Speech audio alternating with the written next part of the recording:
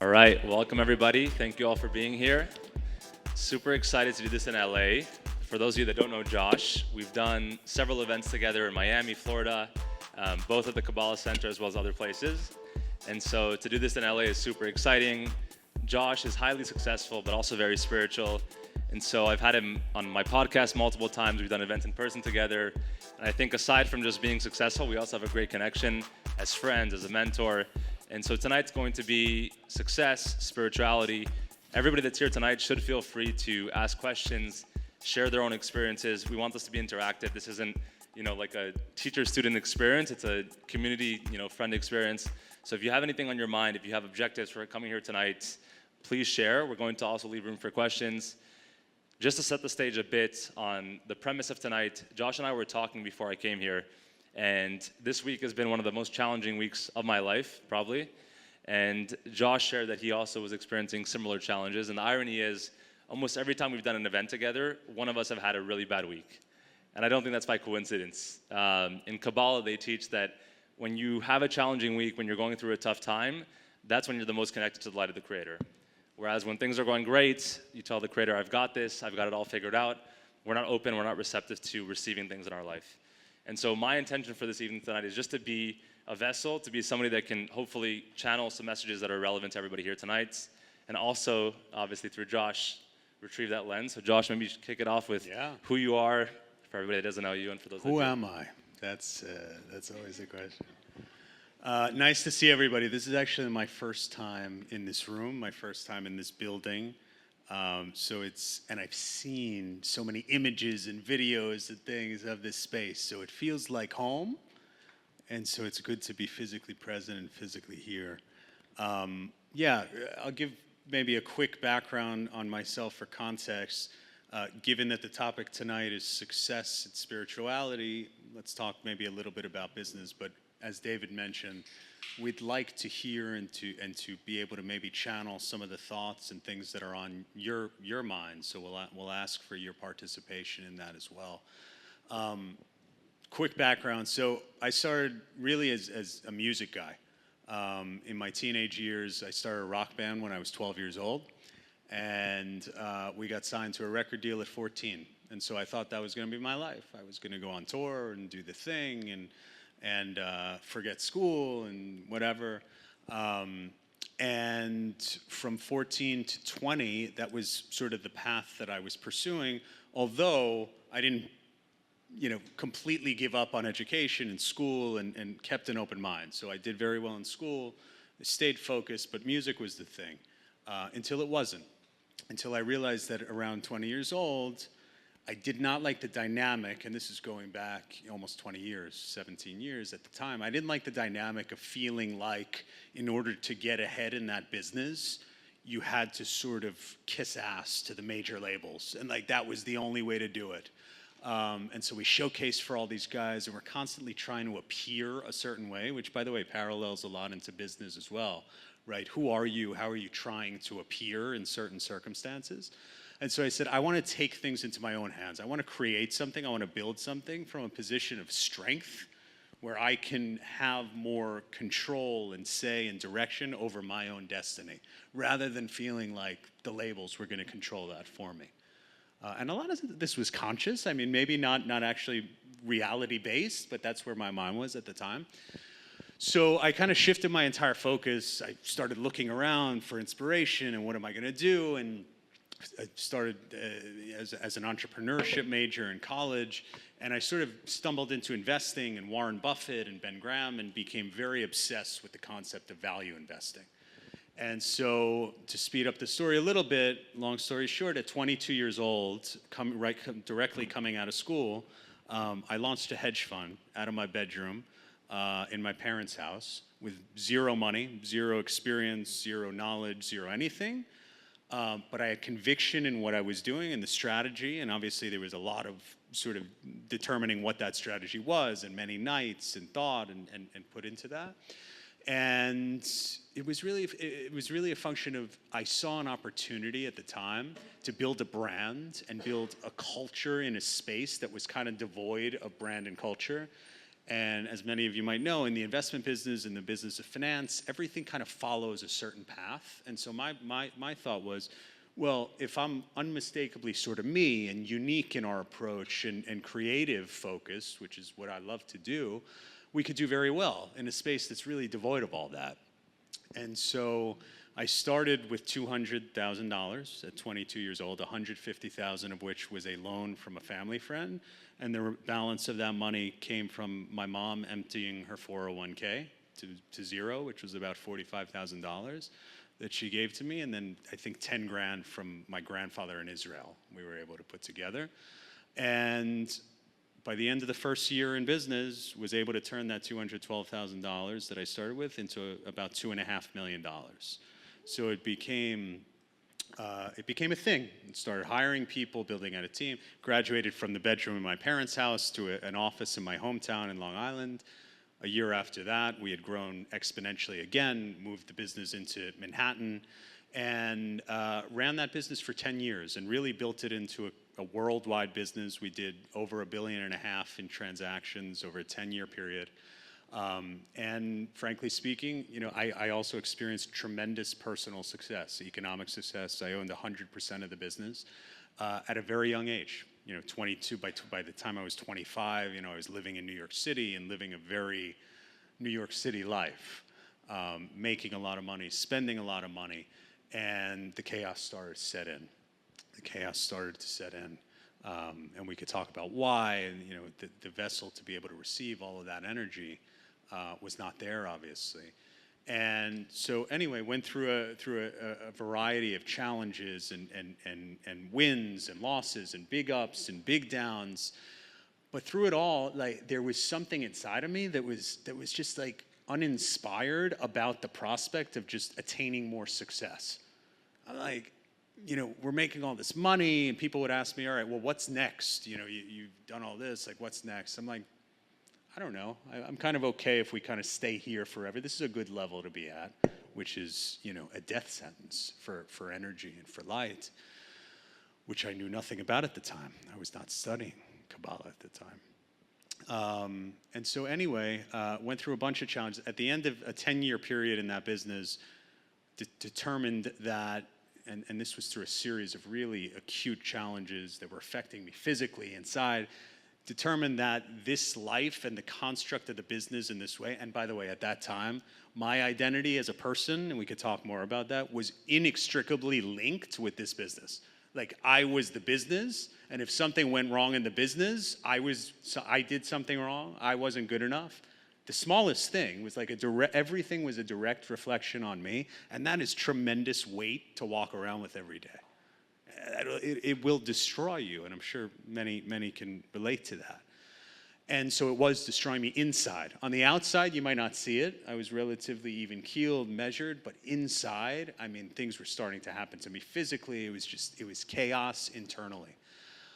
So I made a decision after thought to kind of just disband the entire business, just rid myself of this identity, and sold off the hedge fund strategies. And this was the end of 2018. And basically went overnight pretty much from 75 employees, 3 different strategies, this big office, to at my kitchen counter the next day, kind of looking around and saying, okay, what's now what? And I didn't find that now what immediately. Took a little bit of time.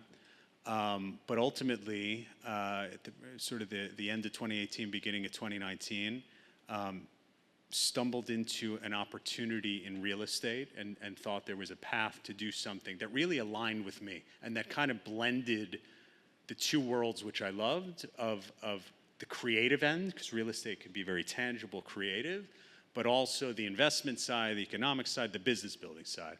And so that was about 6 years ago. That's also right in the midst of all that chaos is the time that my now wife, we got together and she introduced me to Kabbalah, which completely changed my life and continues to do so to this day. So the first time I did a Kabbalah 1 course, I was like, this really resonates, and I sort of put it away. A year later, for some reason, I was drawn to go and do Kabbalah 1 again. So I did that, and that time, it just took me. And this is now about 4 years ago, 5 years ago. It has been a preeminent aspect of, it's been a priority of my life. It's been multiple hours every day of study, of connection. It's completely reshaped me as an individual and my ability to handle the chaos that is inevitable if you're trying to do amazing things in this world. It's a byproduct of wanting to do amazing things, having great desire. To the extent that you have great desire, you're going to be hit in the face with great challenges. So you have to know that. And until the study, I didn't really understand that. And I thought the challenges were a reflection of me not doing the right thing. So anyway, over the last 5 years, we built a very significant real estate business. We own, at this point, over 300 million of assets and have done that in a relatively short period of time, but we still have plenty of room to go. And as you mentioned, you know, I've realized that it's not about moving towards a vision of a life that's devoid of challenge, but rather having the tools, having the wherewithal, the consciousness to be able to approach those challenges as opportunities with joy, with love, with appreciation, because that's what they are. They're opportunities to elevate. And there's tools and there's ways to do this. And so that's where I am today. Beautiful. So I think in listening to Josh's story, Josh and I come from very different backgrounds. I was born into the study of Kabbalah. Right? My grandfather founded the Kabbalah Centre. And so like any typical children or teenager, when you grow up in something, you want to revolt against it. And so even though I grew up in this wisdom, I didn't resonate with it until I was 19, 20, 21 years old. The first 18 years of my life, I said, what am I doing here? I didn't choose this. Why am I here? I didn't want to come to events. I didn't want to be close to my parents. My dad would be on stage. I would sit in the furthest chair away from the room just to not be seen next to him and not acknowledge that I was a part of this. And after a lot of pain and suffering in my own life as a teenager, as a young adult, I decided to come back to this. And so the question that Josh and I were, we were talking before was, why are all of you here tonight? Like, honestly, I'd love to ask the question and feel free to shout it out loud or if you want to raise your hand. But what do you look to gain from being here tonight? Obviously, we all have desires, whether it's a soulmate relationship, whether it's a business, whether it's happiness. But I'd love to hear from you guys before we continue anything else. Just why did you come tonight and why did you choose to study Kabbalah or why is it interesting to you? So if anybody wants to share, raise your hand or say out loud. The reason why I asked the question, when we come here tonight, before Josh and I share anything, because I've been to many different events, many different people speaking, and oftentimes you become inspired and then you go back to your day-to-day and it's like, okay, what did I actually gain from coming to this event? And so unlike any other event that any of us have been to, I'd implore you all to think, what do you want to gain from this event tonight? And hopefully, either through something that Josh and I share, through something that you guys share, you're able to leave with a solution. Because I think that we can hear the most inspiring things in the world, but if our lives aren't impacted, it's essentially meaningless. And so that's what I hope for tonight. So I don't know, Josh, if you have an intention of your own or something you want to add to that. I think maybe to just riff on what this gentleman said here for a minute, and I think that it's something that all entrepreneurs or anybody in business grapples with at some point, which is the dichotomy between I want or I need money and the physical manifested sustenance, the energy of the money, versus is what I'm doing truly aligned with my purpose. And I was telling David earlier, I met 6 or 7 people in the few days that I've been here, and there has been this consistent theme in all these conversations around alignment, like suddenly starting to form and appear, and intention suddenly starting to form and appear. And so I think there's something going on right now energetically in the world, and maybe it's here in LA because, what's that? Right, the new moon. But I think that, and this also comes back to desire, right? Like, what do we desire as builders, as creators? Is it money? Is it numbers in a bank account on a page? Or is it expressing the truth of our soul, and that expression generating the byproduct, which is abundance, which is the energy of wealth, of money. And it's a tough balance. It is a tough balance. What I've always found in my career is the periods of time in which I lose the connection to that intention, and I can feel it very poignantly. Like when I'm on fire about what I'm doing, when I'm waking up and the things I'm working on are lighting me up, regardless of whether there are challenges, not challenges, but I feel that alignment, I feel that fire. The energy comes, the energy is attracted to that, right? When I'm focused on the next deal, or what fees am I going to generate on this sort of thing, or is this strategy easy in terms of, I think you mentioned accumulating capital or that term, something like that. Is this strategy one that would lend itself easily to accumulating capital? To talk in Kabbalistic terms for a second, that energy is ultimately reactive, right? It's coming from lack. It's coming from a place of, I don't have, so I think I need that energy. And it may result in light in the short term. It may result in capital in the short term. It may result in monetary success in the short term. But it fizzles out because the vessel there was founded upon lack. And so I've seen it many times in my career because I have swung back and forth in various circumstances, in various businesses. And the times that are most lasting in terms of the wealth that is generated, the momentum that is generated, the team that is attracted to that, is when I am completely aligned with who I am, my unique version of my soul, and I'm living that truth. And by the way, people in my team recognize that as well, and now call me out on it. Like when I'm particularly locked in on a vision, they'll be like, well, something's going on, I feel something different, right? And so as a leader, that's the intention of your everyday, which is, and you're not going to stay there all the time, but it's being aware of when you drift from that sense of wholeness and fullness and fire, and then doing the non-negotiable work to get back to that. Because when you're there, things happen. Energy attracts. Like attracts like. Abundance attracts. And when you're not there, maybe the facade of abundance may show up and reveal itself, and this may look really good, continue doing this, but when there's no fire there, it fizzles. So it's a constant back and forth. It's like wagering with yourself. But, and I've been using this term a lot lately, we have to make certain things just non-negotiable. And this is one of them. It's got to be non-negotiable that the work you're doing every day and the way you're waking up every day lights you up. And if it's not, you got to get back there. And that has to be non-negotiable. And that can apply, by the way, whether you're an employee, whether you're a founder, whether you're, from any perspective. But I think that's something powerful. I think that resonates with a lot of people. It certainly does with me. So thank you for that. I was talking to my father earlier today. There's a concept in Kabbalah, when you wake up in the morning, it's only because of you. All the things that you manifest, all your desires, all the work that you put in is only contingent on you. But when you go to sleep at night, it's only the light of the Creator. So from the waking hours of the day, whether it's 6 a.m. to 7 p.m., that you're working at your business, you're working in your life, the only way that success is going to manifest is if you're working at 110%. But when you go to sleep at night, if nothing is manifested, you have to know that it's only because of the light of the Creator.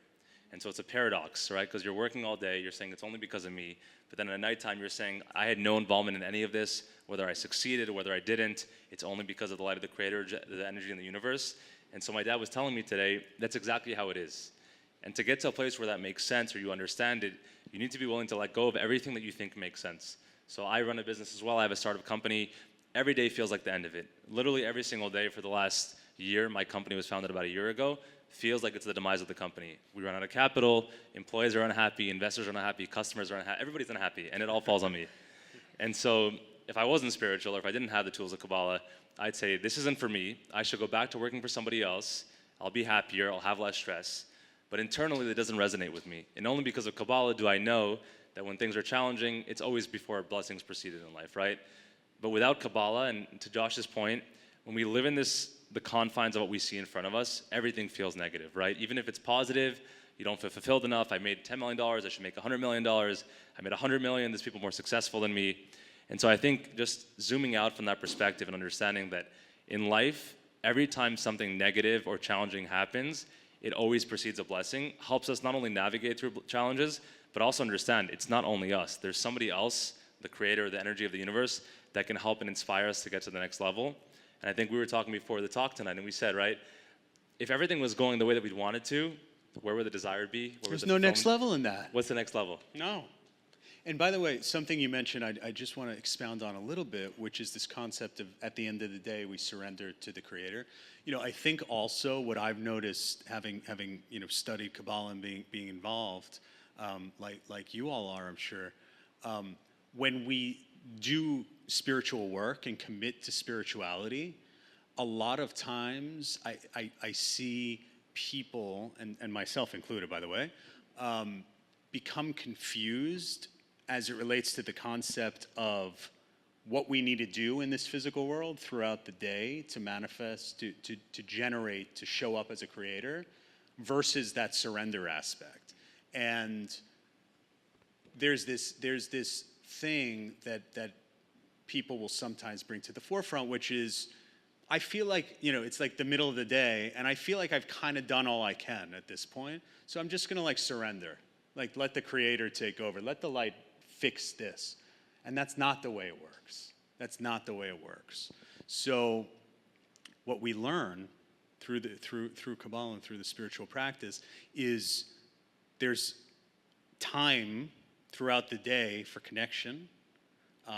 Typically, I'll just tell you the way I do it, right? So my mornings are generally filled with meditation and prayer.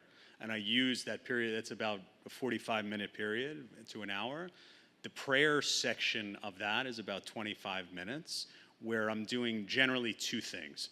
I'm working to awaken gratitude for all of the blessings in my life, and I'm also working to awaken desire for the day. We talked about the fire, getting going, connecting to who you are. So I'm using that time to do that. But then once that's done and that period of connection is over, it's into the world. And then throughout the day, there is no retreat from that 100%.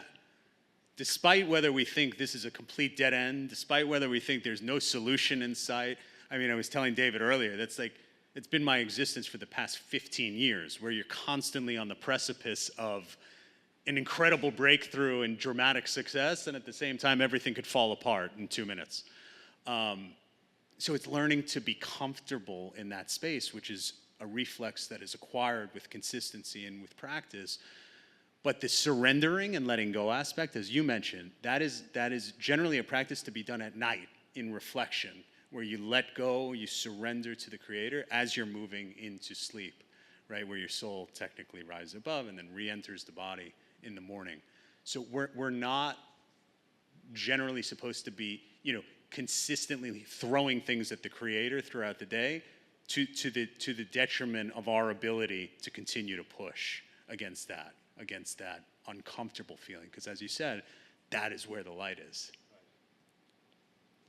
We spoke about desire as well, and again, we keep on alluding back to this topic because desire is the most manifested form of the light of the Creator, right? Desire is something that some of us have desire. I question it all the time. Why do I have desire? Why do I not want to be a school bus driver, drive kids to and from school, be content with that, have enough money to support my family? Why doesn't that satisfy me? And I'm sure for all of us, whether we have great aspirations, whether we have minuscule aspirations, why, right? And that question is something that I ask myself daily. When I was growing up, I said, I'm special. I grew up in a household where it was, you had to do something great or there was no other option. But I think when we ask that question to ourselves, why do we have the desires we have? And just pause for a second, think about that. Why do I desire to be successful? Why do I desire to have a nice house? Why do I desire to have a nice car? Why do any of these things mean anything to us, right? And when I ask myself that question, I realize that it's not the car, it's not the house, it's not the business, it's the way that I think it'll make me feel. And that's what gets me excited, right? I want to feel amazing. I want to feel happy. I want to feel satisfied. I want to feel accomplished. When we fixate on the feeling, then the way that we get there doesn't matter, right? I don't need to build a big business and sell it for $1 billion. If I can be happy where I am today, that's all that I want to satisfy. I could care less how it looks. I could care less if I have a house in New Mexico with a shack and 1 bedroom, if I have a family that I love and a wife that I love. Like, that's good, right? And so I think for all of us, and I'd love to hear from you, Josh, as somebody who's very successful and still desired for more, where do you think that comes from, right? And why does it exist?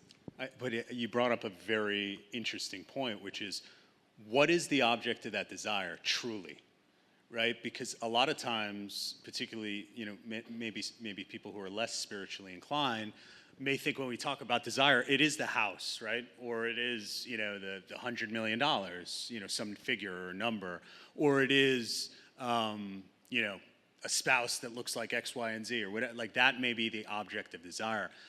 But what I typically like to do, and what I sometimes ask other people to do when we're having this conversation, is to just continue to ask why. Like, if for some reason, to your point, you're not necessarily compelled to be a bus driver, but you are compelled to create something great, a big company, a tech company, a business, why? What is that underlying soul-aligned form of desire that's really driving and then producing this, like, sort of physically oriented manifestation of what you think that might be? That's sort of ego consciousness. That's the body, that's the brain. But within that, there is a why. And so that's kind of a practice I like to do in my morning prayers a lot of times. When I talk about awakening desire, it's like getting to what really fuels me. And for me, my story, like, I went from music thinking that was it.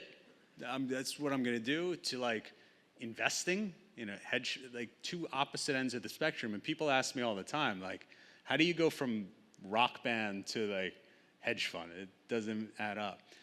And it didn't add up for me for a while.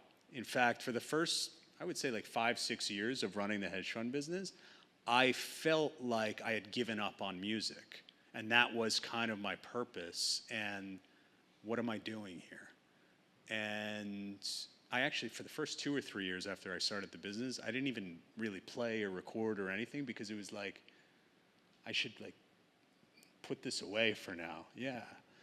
And it took me a long time to understand that for me, and we're tying this now back to the desire, it's not about the music or the business or hedge fund or real estate or startup or whatever. For me, it's about creation. Like, the idea of taking something that is a zero, that doesn't exist, and then creating something out of that, right? Which is pulled, which is channeled through intuition, through energy, right? The ideas that come. And I was talking with my friend Oshri last night, and we were talking about, his process, because he's a very creative guy and generates ideas. And I kept asking him, like, no, how do you do that? I want to understand the process of how you draw inspiration. Because if you listen to, like, for example, Paul McCartney says this all the time. Chris Martin of Coldplay say it all the time. The songs don't write the songs. The songs arrive, right? So they are truly functioning as channels. And to be able to do that, you have to get into an elevated state of consciousness. So there has to be an approach that enables you to consistently do that. So when we talk about desire, it is not about, I think we could say, and Kabbalah speaks to this, it is not about the manifestation in the physical world. There's something more innate. And so it is our work to continue to push, to ask the question, why, to get at what that is and to live from that place. So for me, it's like, I try to live every day from the perspective of showing up as a creator, as a force of creation, which, by the way, is completely aligned with the energy of the light of the creator, which, by the way, is our entire purpose in this world, to align our thoughts, words, and actions with the light of the creator, right? So that's kind of the process and a way to think about it, that I think takes it to a deeper level. But it's, if you want to do important things in the world, that's where the desire is. It's deep. Totally. And to bridge off that, you and I were talking about insecurities, and I think I lived in Miami, I lived in LA. I think Those are probably the two cities in the United States that make you feel that your net worth is who you are. It's how you feel about yourself, right? You and I were laughing about this before. The most plastic surgeons exist in both LA and Miami. The fanciest cars, there's the most car dealerships around the area. It's like everything on the 1% level is here for the taking if you want it, but none of it leads to true fulfillment. And I think that oftentimes desire and insecurities go hand in hand, right? Equal desire, equal insecurity. The most successful founders, I can speak to this, I have the most insecurities in the world. It's not perceived because we manifest so much and we have such big desires, but we're insecure about everything. I'm insecure about what my employees think about me. I'm insecure about what my investors think about me. He's too young, he's not smart enough, he didn't go to the right school. Like every insecurity under the sun comes up, but because of that, I also have the greatest desire to manifest. And so when I'm talking to anybody, it's like, don't think that your insecurities are why you won't be successful. They're likely why you will be. But if you don't deal with insecurities first, it doesn't matter how successful you are, those insecurities will still live there. You can have a multi-billion-dollar company, you can drive the car of your dreams, you can have the wife you've always wanted, the husband you've always wanted, but if you haven't dealt with those insecurities, they'll always come up. And so, to your point, when your soul and the body are aligned, insecurities don't exist. And so I just preface all of you here tonight, like, before thinking about what you want to manifest, think about the areas that are limiting you, think about where your insecurities show up, deal with that first, and then figure out what you want to manifest.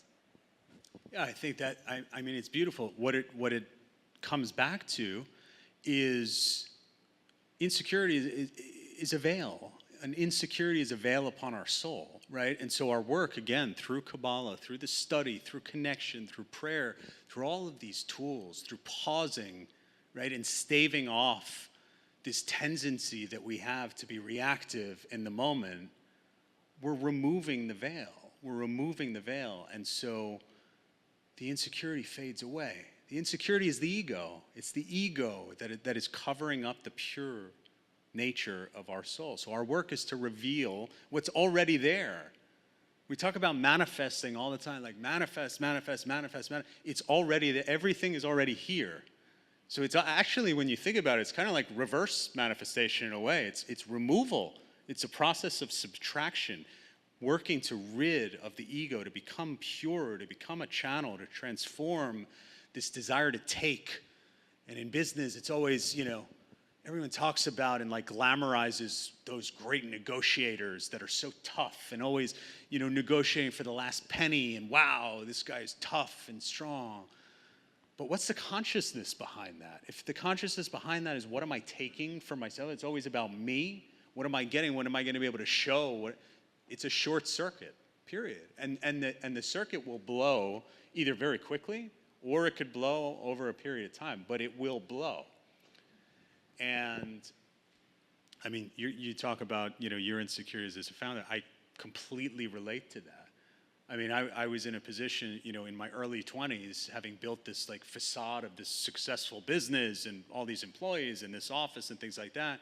And we would have companies coming into our office constantly to present to us. And I would be like uncomfortable to even enter the room, because I felt that when it came to me having to explain like who I am and who the business was, I never felt solid in that. You talk about like imposter syndrome or things. This was with me for years, right? And so I had to, without the spiritual underpinning at that point, I had to like manufacture ways to get around that, and like inject myself into the conversation at the right time so I wasn't put on the spot. I mean, I'm sure people can relate to this in some degree, but for anybody to say that they're building something significant and they don't grapple with the negative side constantly, then are you really building something that's significant? It's a byproduct, as we said before, of great desire.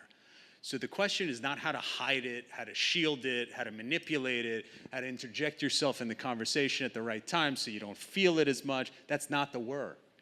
The work is to learn to transcend it, because all of that is ego. All of that is layers upon our truth. So our work is to get to that truth. And it's work worth doing. I mean, it's work worth doing. It's work worth committing to.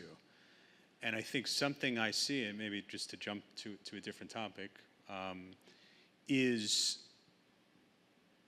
we talk about desire a lot. Like, people want great things. Almost everybody I talk to wants another level. But then when it comes down to the discipline and the choices required to get there, there's always an excuse. Everyone has an excuse.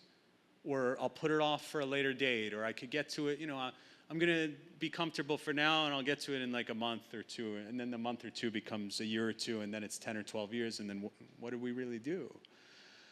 And so we have to, and I think that the wisdom and the study, and as you go deeper in the study, it definitely helps enforce this, but it has to become a part of us that and I said this, I think this morning when I was talking, I think it was with Jane.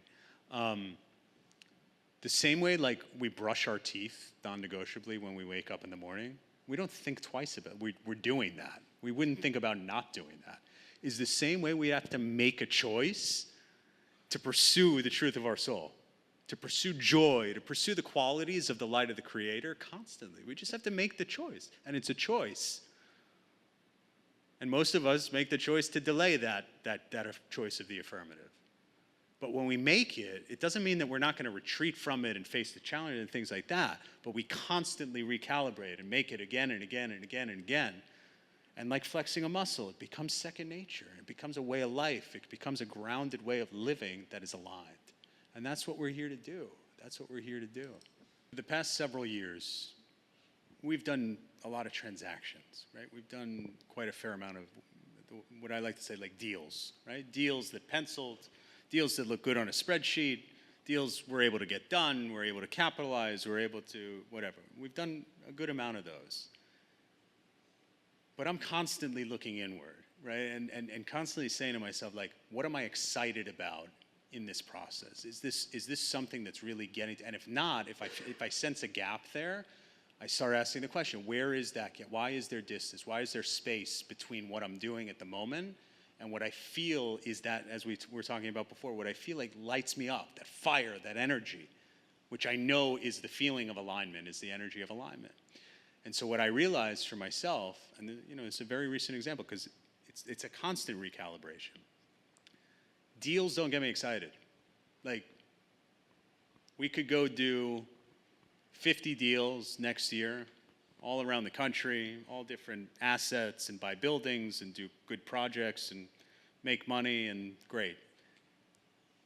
No alignment with me in truth, and I've done it over the past couple of years. And the reason I've done it is because I've done what I just said not to do, which is I've been okay with allowing things to kind of go and move forward without imposing really what I know is the truth of my soul, right? So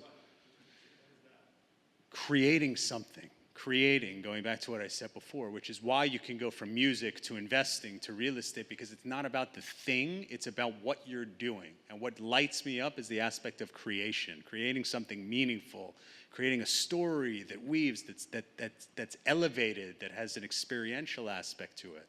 Right? And so we've recalibrated our acquisition strategy recently to get away from just doing deals. Even though there's probably in the near term more money in continuing to do that, but to doing more assemblage type investments if that adds up. So doing larger scale, more geographically concentrated investing where we could transform more than just a building, but a neighborhood, right? That's exciting to me. That's something we could sink our teeth into, exercise our creative muscle, not only one time at the inception of the acquisition with the ideation around the business plan, but on a consistent basis. There's consistent creation embedded in that. So that's an example of that. So again, I think it's not about what business you're in. I think it's about what about that business or about the opportunity or about the music or whatever you do, what about that really ignites you? And just being disciplined enough to when you feel adrift, being aware of that, recognizing it, and doing the work to get back. Because when you're approaching something from wholeness and from truth and from alignment, by nature the vessel is in a place where it can receive in the proper way for the sake of sharing. But let's just speak for a second in modern language. I was, driven by the facade of what I'd created, right? We had all this stuff, I was making a lot of money, and I was known, I created a profile, right? So there was recognition, was on the cover of like these magazines as this young guy that was doing all that. So I had to uphold that, or I thought I had to do everything to uphold that. And so what manifested is that anytime there was a chink in that armor, I almost like couldn't handle it. Even if it was a small thing, I didn't have the tools, the wherewithal to handle that, because I thought it was a direct reflection each time of me. Because me and the business, again, were so inextricably linked. And I remember saying, I would say it all the time, the company was called Magna. Like, I am Magna. Magna is me. There's no difference in between the two. And that couldn't be further from the truth. And so you asked about specific Kabbalistic tools. I would say that the absolute most powerful tool for me has been prayer, right? So speaking out loud every day for anywhere between 15 to 30 minutes in the morning after I do my meditation, and just having a conversation with the light and expressing all of the things that I'm feeling, which enable me to get closer to the truth. Because in doing that, things start to come. You transcend, you get into a place of transcendence, and things start to come. And I tend to be a more sort of insular person, generally speaking. So while, let's say, during the hedge fund period, during those 10 years, everything stayed inside. I didn't share the emotions that I was feeling. We talked a little bit before about like the imposter syndrome that would come up when I was young and going into these meetings with these executives. I didn't share that with anybody. Like, I was living with all of that inside me. And so to have every day now a place to go and to speak out loud and get it out and have it out there, it creates the space. It creates the space to surrender it and to let go. Because if you're not surrendering it, it gets stuck inside of you, clogs the whole vessel. So prayer has been number one for me. Number one. Yeah. I'd say for me, it's been breaking fears. I think for all of us, and it ties back to insecurities, fears come up when we have to manifest something, but the negative side, the opponent doesn't want us to. And so fears can be, I'm afraid to public speak, but I have a big conference I should be speaking out. Fears are, I want to speak up in this situation, but I'm worried what they're going to think about me. Every time in my life, and I'm sure you can attest to this as well, that I broke in a fear, something great is manifested. Either I broke a fear and then an investor came in who was out. I broke a fear, a customer's like, you know what, this is actually the solution for us. And so if there's one, and I love action points because it's really tangible and easy to do, every one of us can look in our lives, what's one area where we have a fear that's been hindering us from doing something, and just jump into it. The worst that's gonna happen, you'll be humiliated, you'll be embarrassed, but then what, right? Like my dad would always tell me, because I used to hate public speaking. When it was my birthday, they'd bring the cake out, they start singing for you. I'd run as far as I could from the cake. I'm like, I'll go across the street, they won't find me. So, now it might not seem like the case, but the point is, that fear is there because you're meant to do something great in that area. So if you have a voice to inspire people, you're going to be afraid of public speaking. If you're meant to build a great company, you're going to be afraid of what people think about you. But as soon as you break those fears, it's not even about breaking the fear and then seeing the result or the solution. Breaking the fear opens you up to an entire reality you didn't know you could have experienced. So that would be my tangible takeaway. And I would expound upon that. I think that's amazing. The just jump into it and do it can be very daunting. And it was for me until I started to learn the wisdom. And so a practice that I've integrated into these sorts of situations, rather than like just jump into it and do it, because obviously like as you contract and collapse time, fear dissipates. It has no space to breathe. So that point is incredible. Just jump into it. But also to start reframing not just fear, but challenges as gifts, as opportunities. And at the beginning, you're lying to yourself. I mean, I was. Like, I didn't feel that at all. A challenge would come, and I'd say, oh, this is an amazing gift. This is an amazing opportunity. But I'm saying it, and I'm completely lying to me. I don't feel that. However, I can tell you for sure, when you continuously do this, just continuously, and this comes back to an aspect of just being non-negotiable about it. Even though you don't believe it, just keep doing it, and things start to shift. And suddenly, I mean, we were talking about it earlier, I think you mentioned it, like, it seems like almost every time before we've done one of these, like, for one of us, like a major challenge has sprouted out, like right before we're about to do this. Every time. Yeah. So, and I was telling David earlier, I did a talk in Tampa like a couple months ago, and literally right as I'm about to walk in, we were working on this big deal, and everything was perfect. We're like at the finish line, and I get an email as I'm like stepping out of the car to walk into the venue that our equity pulled from the deal, our capital pulled from the deal. As I'm right about to go up there and give a talk similar to this. And I legitimately looked at that email and said, this is perfect. This is divine. The timing couldn't be better.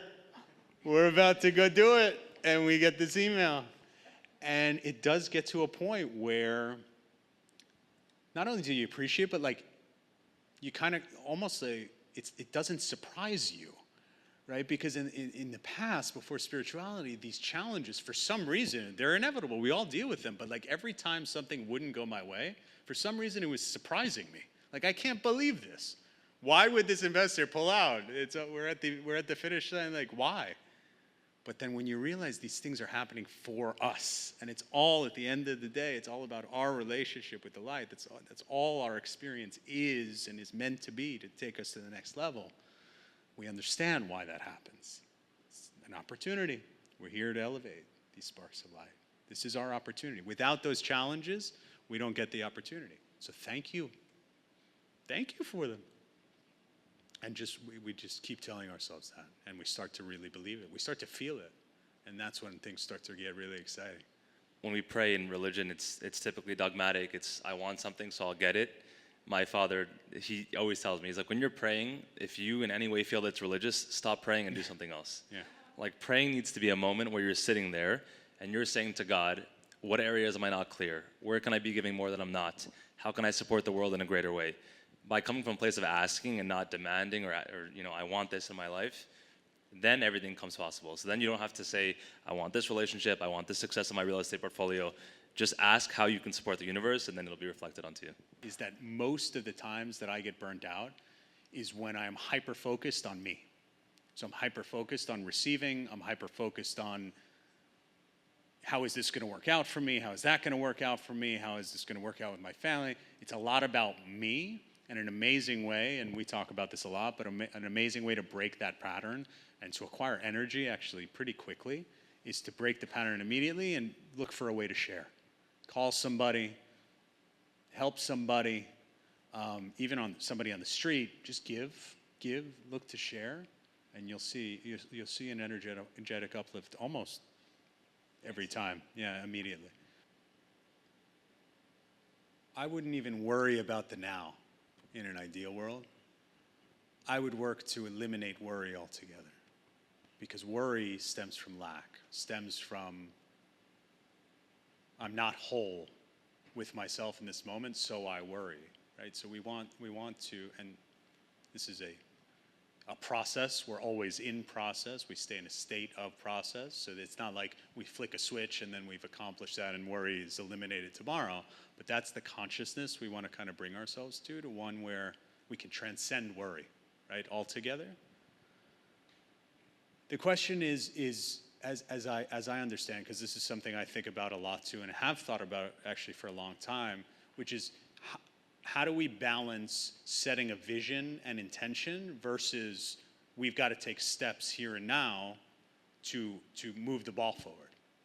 And funny enough, even before I started studying Kabbalah, I've always been like a little spiritually inclined. I've always been like kind of a seeker in that way. I wrote a blog like 15 years ago when I like first started the business that was called Ditch the 5-Year Plan, because when I started the business, I had no real business plan.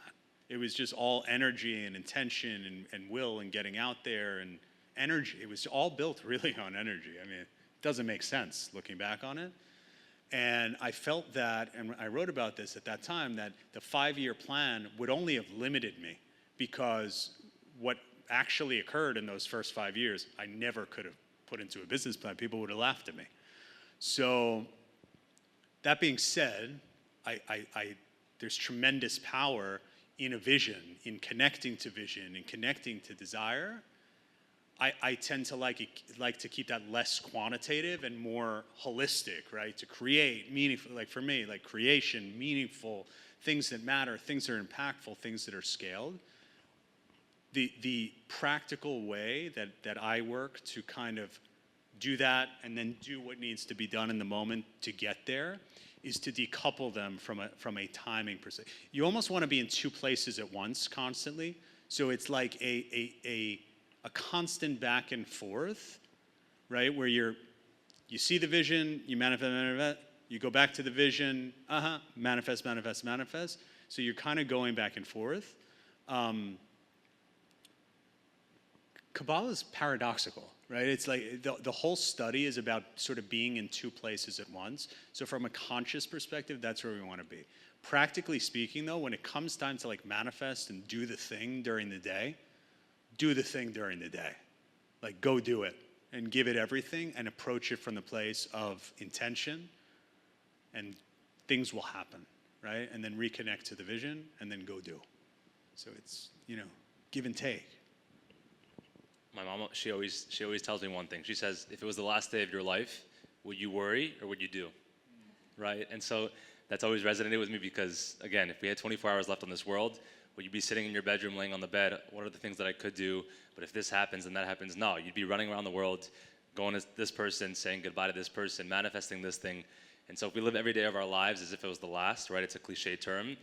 You manifest everything. And so imagine living day after day as if it was the last day that you had here on this earth. Those hours accumulated, everything that you desire and more would manifest, right? We feel like we have all the time in the world, and therefore we have the luxury to worry. We have the luxury to be insecure. If you had 24 hours left, you wouldn't care if you were embarrassed, you wouldn't care if you were humiliated, you wouldn't care if it didn't work because you have 24 hours to do it. Going back to what Charles said at the beginning, how much love would there be in that last day? There would be so much love. Thank you guys for being here. It's my first time here. It was a privilege and an honor. Hopefully we'll do many more.